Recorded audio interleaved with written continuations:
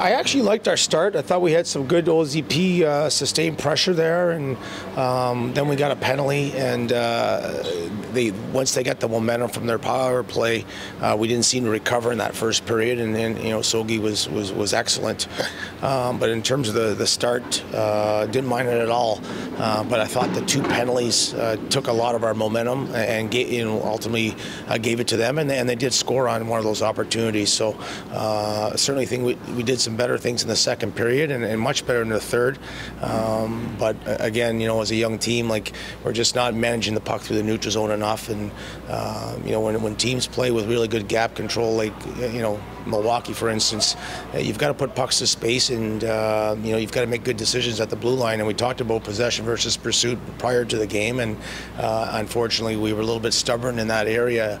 And but it was better in the third, and consequently we were able to get some OZP time and make it a close game and get some opportunities. And I definitely felt that goaltender was for the taking tonight. The rebounds were just sitting out there, but unfortunately earlier in the game we just couldn't get it because of our puck management. We weren't able to sustain any OZP, and consequently couldn't get to those rebounds because we couldn't create any. Yeah. What did you think of Matt Sogar's performance? Hasn't played in a few weeks, and really I think kept this team in the game at times. Yeah, absolutely. I mean, he was our best player tonight, and made some real important saves at key times to keep us in the game and give us an opportunity. So, and that's all you can ask from your goaltender. So it was high workload for him tonight. They generate a lot of grade A's. We probably gave up the most grade A's of any of our 7 games so far this year. But no, Sogi was good, and great to see him back and rounding into form. Not to take anything away from the ECHL guys who are up and working to earn their spots or be noticed here, but are we starting to really feel the absence of some of those guys that are hurt, not in the lineup?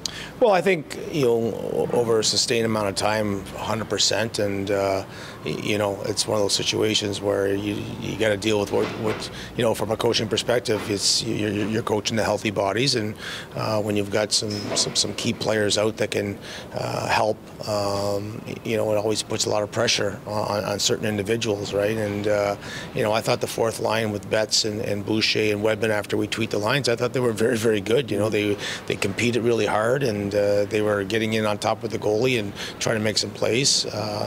But it puts a lot of pressure offensively on guys like Robbie Arventi and Sokolov, because ultimately, when you don't have Lodin and Howerlick and these type of guys that are injured, the pressure to score falls on certain guys, and if they're not getting it done, then you're going to have a hard time putting the puck in the net. Yeah, a frustrating end to the game as well. What's kind of the message heading into to Rockford tomorrow, and hopefully ending this trip on a positive note? Well, 3 games set, and we talked about getting 4 out of 6, and if we can go in and play a good solid road game tomorrow night and get 4 out of 6, I think you certainly take that, specifically with the number of PTO guys we have and some of the adversity we faced early here. So all we can do is turn the page, and tomorrow we'll show some video in terms of what we think we can do better as a team, and if that can be executed, then it'll give us a better chance of winning tomorrow night. Okay, thanks.